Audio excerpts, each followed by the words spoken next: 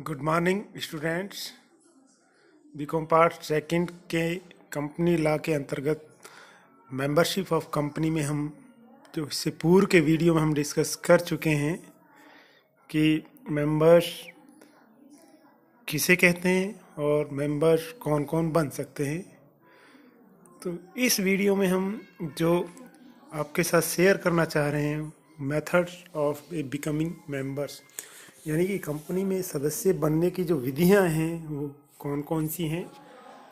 तो let us discuss. Number 1, bye subscribing और signing the memorandum, यानी कि सीमा नियम पर हस्ताक्षर करके कोई भी व्यक्ति कंपनी का सदस्य बन सकता है। जैसे कि जो एक निजी कंपनी के मामले में यदि कोई निजी कंपनी व्यक्ति बनाना चाहता है तो उसके लिए 2 सब्सक्राइबर होते हैं, और यदि कोई कंपनी सार्वजनिक कंपनी से सरोकार है तो उस स्थिति में 7 मेंबर्स या सदस्य होते हैं। वो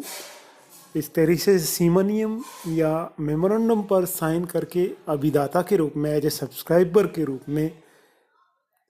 कंपनी के सदस्य बन जाते हैं। जो व्यक्ति इस सीमा नियम पर हस्ताक्षर करते हैं वे कंपनी के सदस्य बन जाते हैं। ऐसे सदस्यों को हम कंपनी के प्रारंभिक या संस्थापक यानी फाउंडर और स्टैच्यूटरी मेंबर्स के नाम से भी जाना जाता है। जो 2 या 7 जो मेंबर्स हैं वो जो सीमा नियम पर साइनिंग कर रहे हैं या सिग्नेचर्स कर रहे हैं वो एक तरीके से सब्सक्राइबर के रूप में होते हैं, और इन्हें हम फाउंडर या स्टैच्यूटरी मेंबर्स के नाम से भी जानते हैं। सेकंड वन है अंशों के आवेदन तथा आवंटन द्वारा, by application and allotment of share, section 2 clause 55, यानी प्रत्येक व्यक्ति को कंपनी के अंश खरीदने के लिए लिखित में रिटर्न एप्लीकेशन देनी पड़ती है तथा कंपनी का सदस्य बनने के लिए उसे एग्रीड होना जरूरी है। उसे अंश आवंटित होने के बाद उसका नाम सदस्यों के रजिस्टर में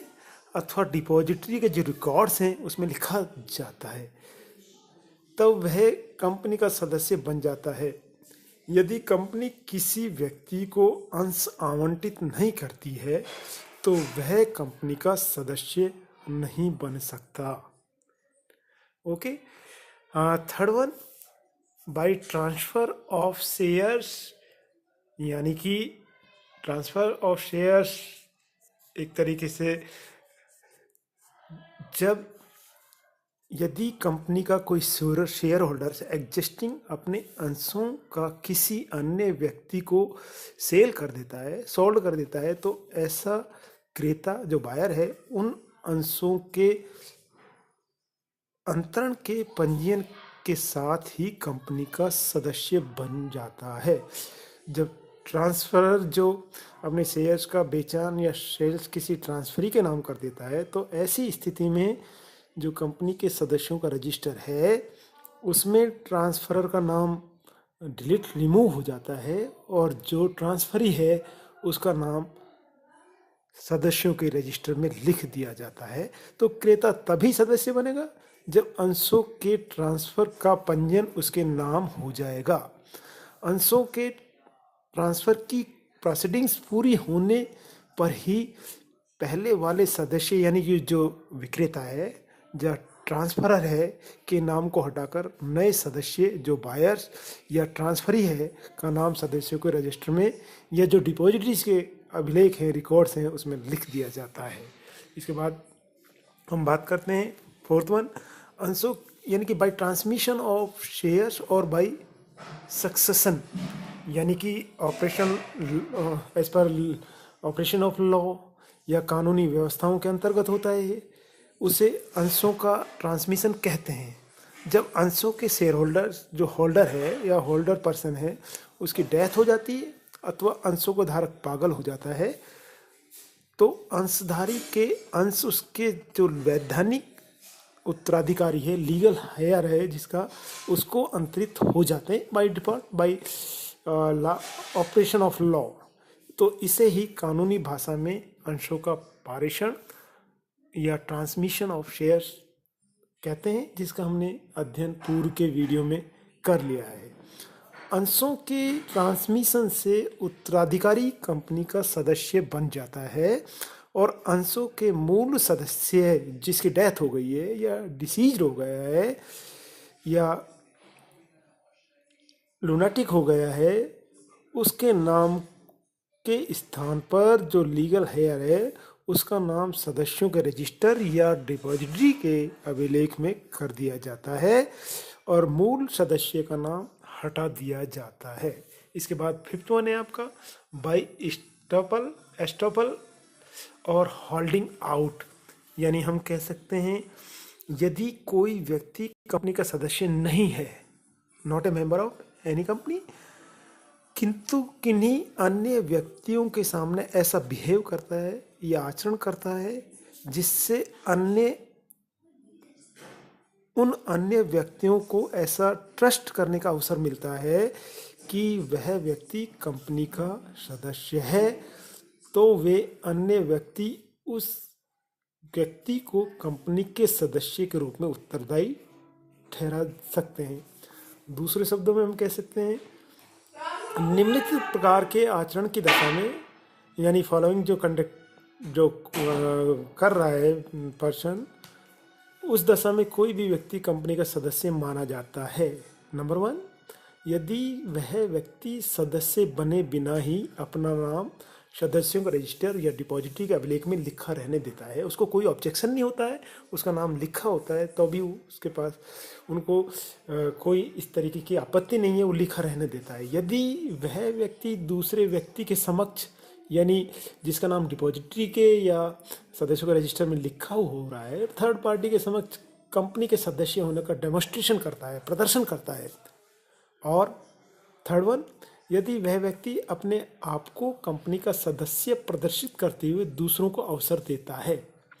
उदाहरण के लिए, यदि कोई व्यक्ति जो सदस्य नहीं है वह कंपनी की मीटिंग्स में पार्टिसिपेट करता है अथवा लाभांश को स्वीकार करता है अथवा सदस्यों के रजिस्टर में या डिपॉजिटरी के अभिलेख में नाम लिखे होने की जानकारी होने पर भी उसे हटवाने के लिए प्रयास नहीं करता है, तो वह आचरण प्रदर्शन करने वाला एस्टॉपल वाला आचरण माना जाएगा और ऐसी दशा में कोई भी अन्य व्यक्ति उसे कंपनी का सदस्य मान सकता है। इसके बाद आपका सिक्स्थ वन है by conversion of debenture into share. Conservation of debenture into share, यानी कि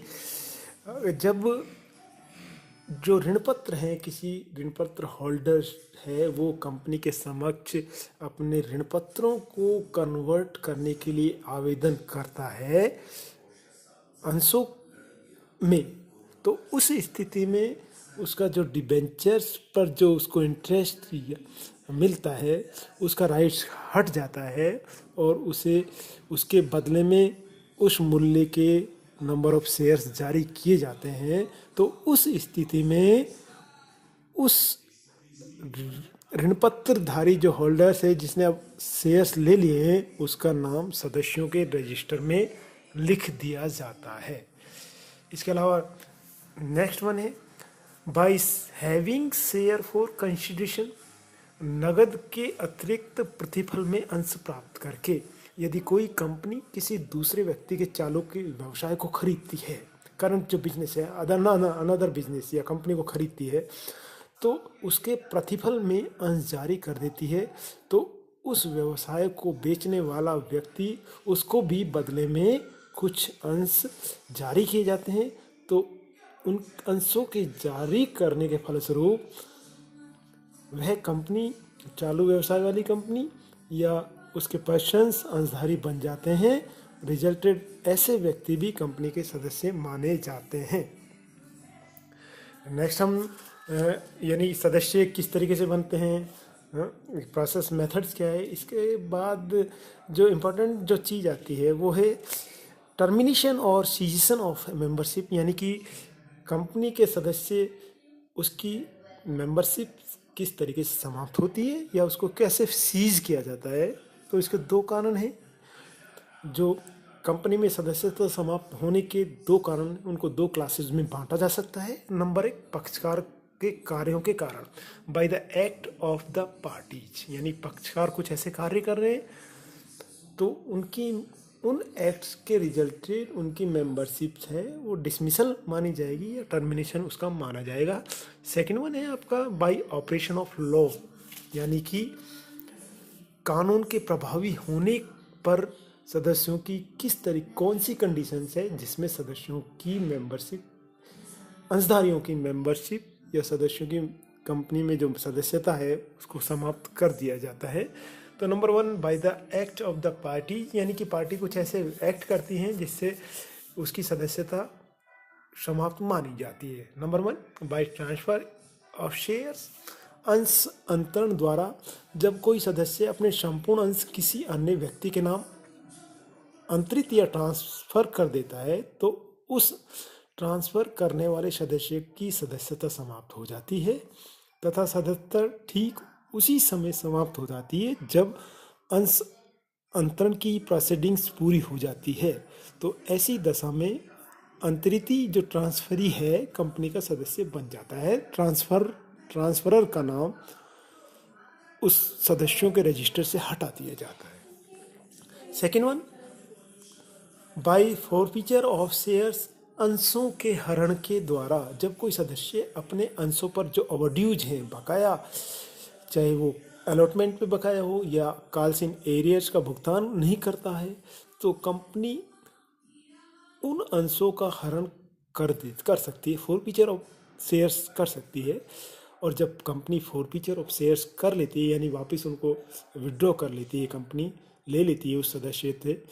जब कंपनी अपने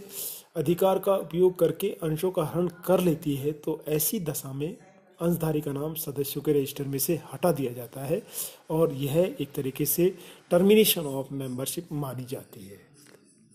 थर्ड वन, अंशों के समर्पण द्वारा, बाय सरेंडर ऑफ शेयर, जब कोई अंशधारी अपने आप को अंशों की बकाया याचनाओं का भुगतान करने में फेलियर समझता है कि उसके पास इतने रिसोर्सेज नहीं है कि वो अंशों पर जो बकाया है, कॉल्स इन एरियर्स है या अलॉटमेंट ड्यूज है, ओवरड्यूज हैं, तो उस स्थिति में वह कंपनी को अंशों का समर्पण कर सकता है और अंशों का समर्पण करने पर भी अंशधारी की सदस्यता समाप्त हो जाती है। इसके बाद फोर्थ वन, बाय एक्सरसाइजिंग लियन, यदि कोई कंपनी अंशों पर अपने ग्रहणाधिकार या लियन का उपयोग करते हुए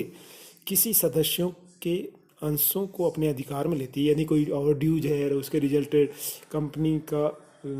अंशों पर लियन बना रहता है और उस राइट्स का यदि कंपनी प्रयोग करती है तो ऐसी दशा में भी उस सदस्य की सदस्यता समाप्त मानी जाती है। इसके बाद फिफ्थ वन है, अंशों के क्रय के अनुबंध का परित्याग करके या by repudiating the contract of purchase of share, यदि कोई कंपनी के प्रविवरण में दिए गए मिस रिप्रेजेंटेशन या मिथ्या वर्णन अथवा फॉल्स स्टेटमेंट के आधार पर कंपनी के अंश खरीद लेता है तो उसे अंशों के क्रय अनुबंध करने का, परित्याग करने का, रिपुडिएटेड करने का उसको राइट्स होता है। और ऐसी स्थिति में यदि कोई अंश क्रेता अपने उस राइट्स का प्रयोग करता है तो उस स्थिति में उसकी सदस्यता मानी जा सकती है। सिक्स्थ वन है, बाय रिडम्पशन ऑफ शेयर्स, अंशों के शोधन के द्वारा, जब किसी सदस्य के पास शोधे जो रिडीमेबल प्रेफरेंशियल शेयर्स हैं और कंपनी अंशों को अंतर्नियम की व्यवस्थाओं, जो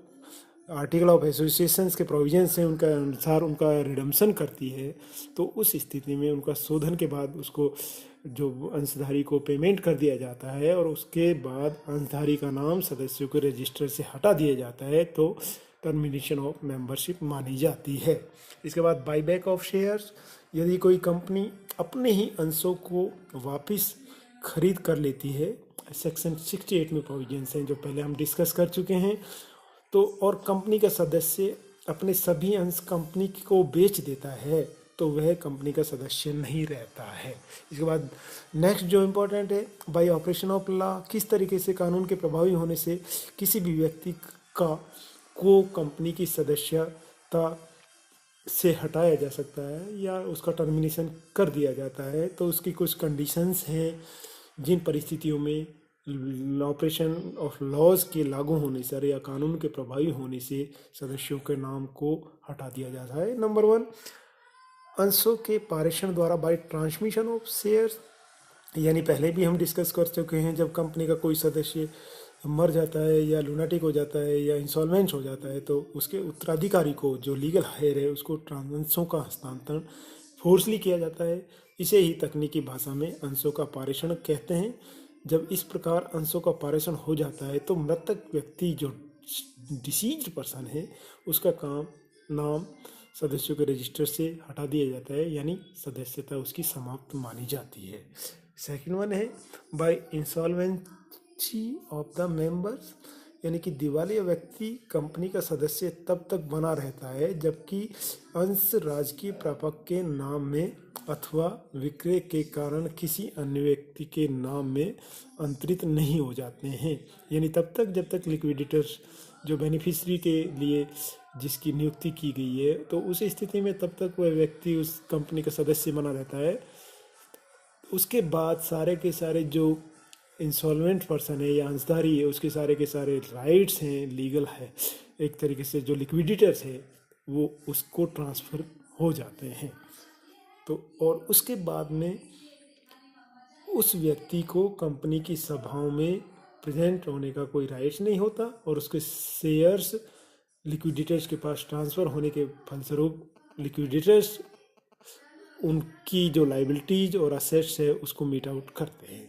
थर्ड वन है आपका अधिकरण के आदेश से अंश वापस लेना, by acquiring share by the order of the tribunal. यदि कोई भी कंपनी